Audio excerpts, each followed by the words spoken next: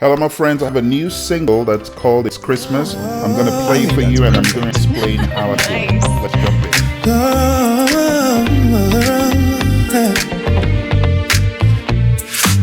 in. Lights dip low in silver streams. Your hand finds mine without a word. Baseline hums through velvet dreams while snowflakes melt where we've been heard. No fanfare, just this steady beat, pulsing under mistletoe heat. It's Christmas when your rhythm matches mine. It's Christmas in this slow burning sign. Laughter swirls like cinnamon smoke. Glasses clinking off beat time. You pull me close, the world's a joke compared to this electric ride. No parade, no brass parade, just your breath against my ear, telling truths that don't need said in a language only we hear. It's Christmas when your rhythm matches mine. It's Christmas in this slow burning sign. Midnight nears, the crowd moves fast, but we stay locked in halftime grace.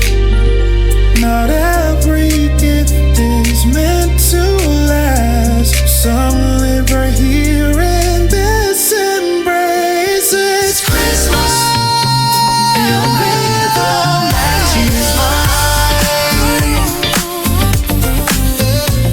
It's Christmas in this slow burning sign.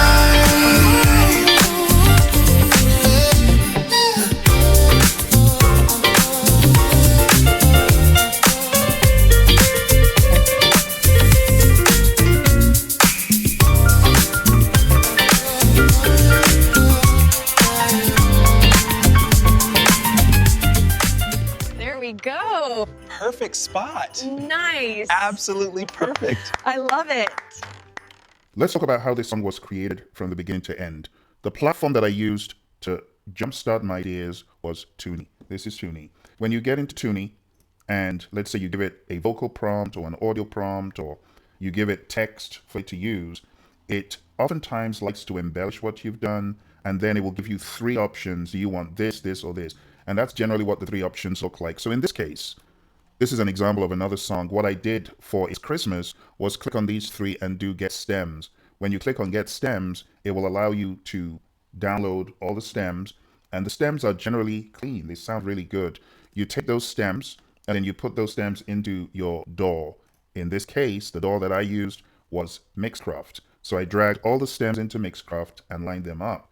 I went a step further to take the vocal stem that was given by Tunee, and I doctored that stem by using my prompted voice in Audimee. So when you're in Audimee, you can choose to use your own voice, or you could even use any of the other voices it gives you. You got to choose. So you go to My Voices, and I have this voice, which is mine. I cloned this. So if you click Use Voice, all you would do is drop your MP3 here, and you would convert it. So when you drag the MP3 or the stem, whatever it is, over here, you'll then convert it, and you'll get this output. So this is the raw output. So that's the cloned voice. So I then took the cloned voice, put it back in with all the other stems, which you're not seeing right now, mixed all of that down. And before I finished the mix, I added a number of ingredients.